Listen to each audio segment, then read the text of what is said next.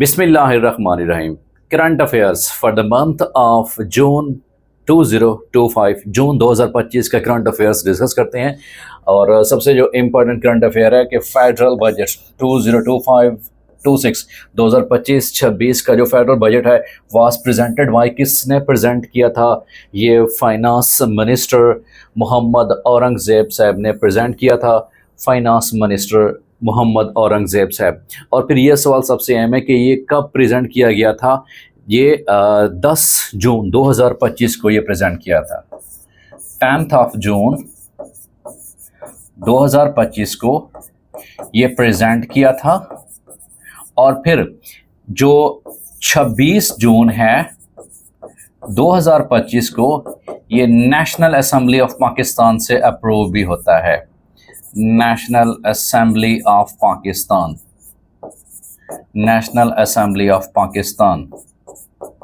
और फिर 27 जून को प्रेसिडेंट आसिफ अली जरदारी साहब, द प्रेसिडेंट आसिफ अली जरदारी इसको अप्रूव करते हैं। और फिर यही बजट गजट का हिस्सा बन जाता है। और 29 जून 2025 को जो बजट होता है 2025-26 का, उसका गजट भी पेश कर दिया जाता है। तो ये बजट के हवाले से मोस्ट इंपॉर्टेंट क्वेश्चंस हैं कि बजट 2025-26 जो फेडरल बजट है, it was presented in the national assembly overall on 10th June and it was passed by the national assembly on 26th of the June. Then President Asif Ali Zardari approved this budget on 27th of the June, and the Gazette of the Federal Budget 2025-2026 जो 2025-26 का budget है ये 29 जून को इसका gazette भी पेश किया जाता है। और फिर ये देखा जाए कि total amount of the budget के इसका टोटल वॉल्यूम कितना था, दैट वाज 17.57 ट्रिलियन जो था ये बजट पेश किया गया था। सो इसका टोटल वॉल्यूम कितना था? 17.57 ट्रिलियन रुपीस था, जिसमें 50 बिलियन जो थे, 50 बिलियन RS रुपीस जो थे ये डिफेंस के लिए स्पेसिफाई किए गए थे। ये डिफेंस के लिए स्पेसिफाई किए गए थे। तो ओवरऑल जो फेडरल बजट है ये जो प्रेजेंट किया गया था ये 10 जून को प्रेजेंट किया जाता है और 26 जून को नेशनल असेंबली से अप्रूव होता है। 27 जून को प्रेसिडेंट आसिफ अली जरदारी साहब इसको अप्रूव करते हैं। 29 जून को इसका गजट भी पेश किया जाता है। टोटल इसका कितना जो हुजूम है वो 17.57 ट्रिलियन बजट पेश किया जाता है, जिसमें से 50 बिलियन जो है ये डिफेंस के लिए। और फिर ये सबसे अहम सवाल है कि पंजाब का बजट कब पेश किया जाता है? 16 जून को पंजाब का बजट पेश किया जाता है। Now we will discuss the budget of Punjab कि पंजाब का जो बजट है, पंजाब बजट ये कब पेश किया जाता है? ये 16 जून 2025 को पंजाब का बजट पेश किया जाता है। और फिर पंजाब का बजट का टोटल अमाउंट कितना है? 5.33 बिलियन, 5.335 बिलियन जो है ये बजट पेश किया जाता है। और फिर ये बजट पेश करने वाले कौन से हैं? फाइनेंस मिनिस्टर मुश्तबा शुजाउर रहमान साहब, फाइनेंस मिनिस्टर मुश्तबा शुजाउर रहमान साहब इसको प्रेजेंट करते हैं। तो पंजाब के बजट के हवाले से मोस्ट इंपॉर्टेंट क्वेश्चन ये हैं कि इसको कब प्रेजेंट किया जाता है? 16 जून को प्रेजेंट किया जाता है। इसका टोटल वॉल्यूम, कुल हुजूम कितना होता है? वो 5.335 बिलियन रुपीस होता है। कौन इसको प्रेजेंट करते हैं? पंजाब के फाइनेंस मिनिस्टर जनाब मुश्तबा शुजाउर रहमान साहब पंजाब के बजट को प्रेजेंट करते हैं। हमारी रेगुलर और कंसेप्चुअल क्लासेस ज्वाइन करने के लिए आप नीचे दिए गए व्हाट्सएप नंबर पे कांटेक्ट कर सकते हैं। अब अगले सवाल की तरफ बढ़ते हैं कि अगला सवाल करंट अफेयर्स के हवाले से कौन सा है। The next important current affair that is ICC hall of fame inductees 2025। ICC hall of fame में कितने नए खिलाड़ियों का इजाफा किया जाता है on behalf of their exceptional extraordinary जो सर्विसेज हैं और अचीवमेंट्स हैं in the field of cricket? तो उनको आईसीसी हॉल ऑफ फेम में इंडक्ट किया जाता है। टोटल कितनी पर्सनैलिटीज़ को इंडक्ट किया गया था? 7 पर्सनैलिटीज़ को इंडक्ट किया गया था, 7 कैरेक्टर्स को इंडक्ट किया गया था, जिसमें 5 जो हैं वो मैन और 2 जो हैं वुमेन। और ये 9 जून 2025 को ICC hall of the fame में 7 इंडक्टीज का इजाफा किया जाता है। इन 7 इंडक्टीज में से 5 मैन हैं। उन मैन में से सबसे पहले साउथ अफ्रीका से बिलोंग करने वाले हाशिम आमला साहब हैं। Hashim Amla right handed batsman, इनका ताल्लुक साउथ अफ्रीका से है। उसके बाद साथ में MS धोनी, महेंद्र सिंह धोनी, इंडिया के सक्सेसफुल कैप्टन और विकेट कीपर, इनका ताल्लुक किस कंट्री से है? इनका ताल्लुक इंडिया से है। और उनके साथ साथ में ग्रैम स्मिथ साहब, साउथ अफ्रीका के कैप्टन, इनका ताल्लुक साउथ अफ्रीका से है। और same is the case next Daniel Vettori, right arm spin bowler Daniel Vettori, इनका ताल्लुक न्यूजीलैंड से है। Hashim Amla, MS Dhoni, Graeme Smith, Daniel Vettori, and next one is Matthew Hayden साहब, इनका ताल्लुक ऑस्ट्रेलिया से। ऑस्ट्रेलिया के लेफ्ट आर्म ओपनिंग ये बैट्समैन थे, इनका ताल्लुक ऑस्ट्रेलिया से है। तो टोटल 5 जो है ICC hall of the fame जो क्रिकेटर्स हैं, उसमें से 5 मैन हैं, जिसमें से हाशिम आमला साहब, MS धोनी साहब, डैनियल विटोरी साहब, ग्रैम स्मिथ और उनके साथ साथ मैथ्यू हैडन भी हैं। 2 फीमेल कौन सी हैं? एक का ताल्लुक पाकिस्तान से है, सना मीर, वन इज सना मीर, इनका ताल्लुक किस कंट्री से है? पाकिस्तान से है। और दूसरा सारा टेलर, इनका ताल्लुक इंग्लैंड से है। सारा टेलर, इनका ताल्लुक किस कंट्री से है?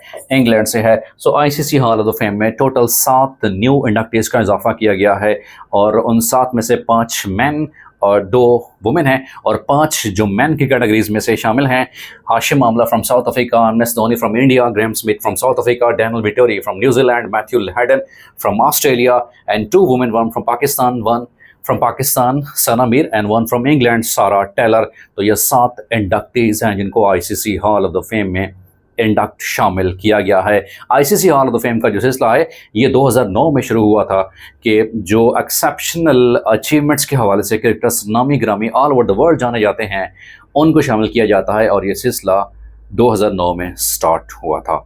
अगले करंट अफेयर्स की तरफ बढ़ते हैं कि अगला करंट अफेयर्स कौन सा है।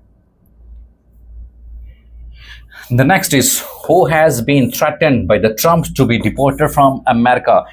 अमेरिका के जो सदर हैं डोनाल्ड ट्रंप साहब के करीबी दोस्त एलन मस्क साहब, लेकिन अब उनके दरमियान दूरियां बढ़ती जा रही हैं, फासले बढ़ते जा रहे हैं और हत्ता कि ट्रंप साहब की तरफ से उनको धमकी भी दी जा रही है कि आपको हम अमेरिका बदर कर देंगे, अमेरिका से बाहर निकाल देंगे। तो किसको ये धमकी दी गई थी? एलन मस्क साहब को ये धमकी दी गई है। उसके बाद 1000 फ्ली वाइल्ड फायर्स इन कहाँ पे होता है? As a Europe is hit by early heat wave, तो ये तुर्की में होता है। उसके बाद Malala Yousafzai to release book, वो कौन सी बुक है? फाइंडिंग माई वे, उस बुक का नाम है। और मलाला यूसुफजई पाकिस्तान की कम उम्र तरीन शख्सियत में से हैं जिनको 2014 में नोबेल पीस प्राइज मिला था। उसके बाद कि soldiers martyred in the suicide bombing attack in north Waziristan, 28 June को ये अंदोहनाक वाक़या हुआ था। और जो पाकिस्तानी फ़ौज के सपूत हैं, 13 सपूत जाम शहादत नोश कर जाते हैं कि जिएँ तो मिसल गाजियाँ, मरें तो हैं शहादतें, इधर भी हैं इबादतें, उधर भी हैं इबादतें। तो कुल कितने शहदा जो है वो इस अटैक में शहीद होते हैं, उनकी तादाद 13 है। और ये अंदोहनाक वाक़या कब पेश आया था? 28 जून 2025 को ये वाक़या पेश आया था। 28 जून 2025। अगले सवाल की तरफ चलते हैं। The next question is 76th NATO जो समिट 2025 से कहाँ हेल्ड होता है? नेदरलैंड में ये हेल्ड होता है, हैगो के अंदर। Which city hosted world economic forum 2025? कौन सी सिटी में होता है? डेविस में ये हेल्ड होता है, 2025 के हवाले से था। उसके बाद देखिए the current CG, the chief justice of Azad Jammu Kashmir high court वो कौन से हैं? जस्टिस लियाकत हुसैन साहब हैं। ग्लोबल डे ऑफ पेरेंट्स वो कब सेलिब्रेट किया जाता है? 1 जून 2025 को सेलिब्रेट किया गया था। वालदैन की इज़्ज़त जो तकरीम है उस हवाले से और उनकी खिदमत के तरफ में ऑल ओवर द वर्ल्ड 1 जून को वर्ल्ड पेरेंट्स डे सेलिब्रेट किया गया था 1 जून को। आईसीसी टेस्ट चैंपियन, आईसीसी की जो टेस्ट चैंपियन विनर टीम कौन सी है? वो साउथ अफ्रीका है, जिनको 27 साल के बाद कोई आलमी एजाज़ अपने नाम करने का एजाज़ हासिल रहा है। और ये रिसेंटली इन्होंने जो शिकस्त दी थी वो ऑस्ट्रेलियंस को शिकस्त दी थी जो उनके मद्दे मुकाबिल थे। तो आईसीसी टेस्ट चैंपियनशिप 2025 का जो फाइनल था वो किसके नाम रहा? साउथ अफ्रीका के नाम रहा, जिन्होंने तकरीबन 27 साल के बाद कोई बड़ा आईसीसी का मार्का अपने नाम करने में कामयाब हुए हैं। अगले सवाल की तरफ बढ़ते हैं। IPL 2025 विनर, IPL 2025 की विनर टीम कौन सी है? IPL का जो 18वां एडिशन था 2025 में हुआ था, उसकी winner team RCB royal challenger Bangalore, royal challenger Bangalore. और ये रॉयल चैलेंजर बैंगलोर IPL की वाहिद टीम है कि जिन्होंने अपना पहला टाइटल IPL का अपने नाम किया था। और रॉयल चैलेंजर बैंगलोर में AB डिविलियर्स मिस्टर 360 जिनको कहा जाता है और विराट कोहली साहब भी इसी टीम का हिस्सा रहे हैं, लेकिन काफ़ी अरसे के बाद इनको अपनी मेहनत का सिला मिला था और फिर 2025 का जो IPL का 18वां सेशन था उसकी ये फातेह टीम करार पाई। सो इतनी स्ट्रगल के बाद बिलाखिर इन्होंने चैम्पियन का टाइटल फतेह का ताज अपने नाम करने में कामयाब हुए थे। सो 2025 का जो IPL का सेशन था यह 18th सेशन था। विनर कौन सी टीम है? Royal challenger Bangalore RCB winner team है। उसके बाद है which country has launched operation web spider against Russia, वो कौन सा है? यूक्रेन ने ये लॉन्च किया था। Who has been appointed as a first women secretary general of United Nations World Tourism Organization, World Tourism Organization की वुमेन सेक्रेटरी जनरल कौन सी इलेक्ट हुई हैं? उनका नाम क्या है? उनका नाम सीर अल नोवे साहब है। आगे चलते हैं कि नेक्स्ट हमारे पास करंट अफेयर कौन सा है। Recently how many countries joined United Nations council for 2026 टाइस। तो ये टोटल जो है 5 कंट्रीज ने ज्वाइन किया है और उन 5 कंट्रीज का नाम क्या है? बहरीन, कोलंबिया, DRC, लाटविया और लाइबेरिया। ये 5 कंट्रीज हैं जिन्होंने रिसेंटली ज्वाइन किया है। 51 annual G7 summit 2025 will be held. ये कहाँ पे हेल्ड हुआ? ये कनाडा में हेल्ड होगा। उसके बाद है कि who won the women's single title of French Open 2025। Coco Gauff साहब ने ये जो है टाइटल अपने नाम किया था, जो वुमेन टाइटल था इन्होंने अपने नाम किया था। उसके बाद है कि who won Norway chess title 2025। Magnus Carlsen ने ये टाइटल अपने नाम किया था। अगले सवाल की तरफ बढ़ते हैं। The next question is who has won the UEFA Nations Leagues football, ये पुर्तगाल ने टाइटल अपने नाम किया था। वर्ल्ड्स ओशियन डे 2025 में कब सेलिब्रेट किया गया था? 8 जून को सेलिब्रेट किया गया था। Which country has issued the new currency notes without the image of its founding father. Bangladesh में ये हुआ था कि उसकी जो फाउंडिंग जिसने फाउंडेशंस की बुनियाद रखी थी करेंसी नोट्स के ऊपर, उनकी तस्वीर को हटा दिया था। वो कौन सा कंट्री था? वो बांग्लादेश कंट्री था। उसके बाद है कि who won the south Korean presidential election held on June 2025 2025 3 जून 2025 को जो इलेक्शंस हुए थे कोरियन के प्रेसिडेंट जो सदारती इंतखाबात थे, ली जे मंग ने ये जो है इलेक्शंस जीते थे। अगला हमारे पास करंट अफेयर है, that is What has been the name of the test series between India and England recently changed? India और इंग्लैंड के दरमियान जो रिसेंटली टेस्ट सीरीज हुई थी उसका नाम चेंज कर दिया गया था और उसका नाम जो है इंग्लैंड के अजीम फास्ट बॉलर उसके नाम से और फिर इंडिया के जो अजीम बैट्समैन हैं उनके नाम पे से चेंज किया गया था। इंग्लैंड की तरफ से जेम्स एंडरसन और इंडिया की तरफ से लिटिल मास्टर सचिन तेंदुलकर के हवाले से ये ट्रॉफी का जो टाइटल था उसको चेंज किया गया। सो अर्लियर नेम वाज पड़ोसी ट्रॉफी और जबकि नया नेम क्या दिया गया? एंडरसन तेंदुलकर ट्रॉफी ये नाम रखा गया था। The name of operation launched by Iran in retaliation against Israel's Operation Rising Lion के खिलाफ जो ईरानियों ने ऑपरेशन लॉन्च किया था वो कौन सा था? ऑपरेशन ट्रू प्रॉमिस 3 इसका नाम था, जो कि ईरान की तरफ से रखा गया था। इंटरनेशनल ये डे ऑफ योगा, योगा का जो इंटरनेशनल डे है वो 21 जून, और उसका थीम क्या है respected students? The theme is yoga for one earth one health. ये जो इंटरनेशनल योगा डे था 2025 का 21 जून को, उस हवाले से उसका थीम क्या रखा गया था कि yoga for one earth and one health. बाज़ का कमीशन के इम्तिहानात में उस थीम के हवाले से भी क्वेश्चन पूछे जाते हैं कि उसका थीम या टाइटल क्या था। अगला क्वेश्चन देखते हैं। The next question is 13th ICC women's ODI one day world cup 2025 will be hosted by, कौन होस्ट करेंगे? ये दो कंट्रीज को होस्ट करेंगे, इंडिया और Sri Lanka. So India and Sri Lanka जो है ये को होस्ट करेंगे बेटा। उसके बाद है date to combat desertification and drought 2025 is celebrated. 17 जून को यह सेलिब्रेट किया गया था दुनिया में, डेजर्टिफिकेशन को कंट्रोल करने के लिए, प्लांटेशन को ज़्यादा बढ़ाने के लिए, और क्लाइमेट, और उसके बाद नेशनल इन्वायरमेंट, और उसके बाद नेशनल बायोडाइवर्सिटी और इकोसिस्टम को कंजर्व करने के हवाले से, डेजर्टिफिकेशन को कंट्रोल करने के हवाले से अवेयरनेस बढ़ाने के लिए 17 जून को ये मनाया गया था। First state to conduct e voting, जो ई वोटिंग इंडिया में स्टार्ट हुई थी वो कौन सी रियासत में स्टार्ट हुई थी? बिहार में स्टार्ट हुई थी। एक्चुअली बिहार में जो म्यूनसिपल जो इलेक्शंस हो रहे थे वहाँ पर ये ऑफर दी गई थी उन अफराद को, उन अशखास को कि जिनका उम्रें जो हैं वो 80 साल से ज़्यादा हैं, या जो ऐसी बीमारियों से लड़ रहे हैं जो इनक्योरेबल हैं, या वो डिसेबल हैं, या वो जो है जहाँ इलेक्शंस हो रहे हैं वहाँ तक नहीं पहुँच सकते। तो उनके लिए इंडिया की कौन सी रियासत में ई वोटिंग का जो एक सहूलत दी गई थी वो इंडिया की रियासत से बिहार, वहाँ पर म्यूनसिपल के इलेक्शंस हो रहे थे, स्पेशल पर्सन जो पर्सनस हैं उनके लिए ये फैसिलिटी दी गई थी फॉर ई वोटिंग भी वो कर सकते हैं। उसके बाद कि ICC women's T20 world cup 2026 कहाँ पे हेल्ड किया जाएगा? ये इंग्लैंड में मुनक़िद किया जाएगा।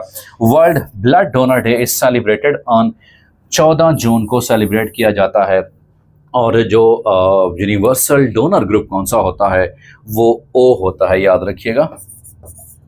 यूनिवर्सल डोनर वो कौन सा ब्लड ग्रुप होता है वो O होता है, बट एक्चुअल अगर RH फैक्टर की बेस पे देखा जाए तो O नेगेटिव एक्ट जो है इसको नाम देते हैं बेटा actual blood group donor.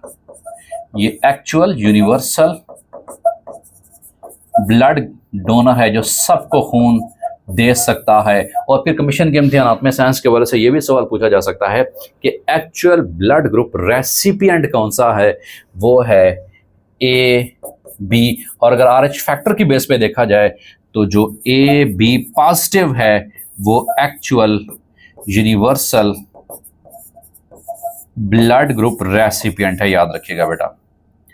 Blood group recipient है जो कि सबसे खून ले सकता है, दैट इज AB पॉजिटिव, क्योंकि इसको A पॉजिटिव भी लग सकता है खून, B पॉजिटिव भी लग सकता है, A negative B, B negative B, AB positive B, AB negative B, O positive B, O negative B।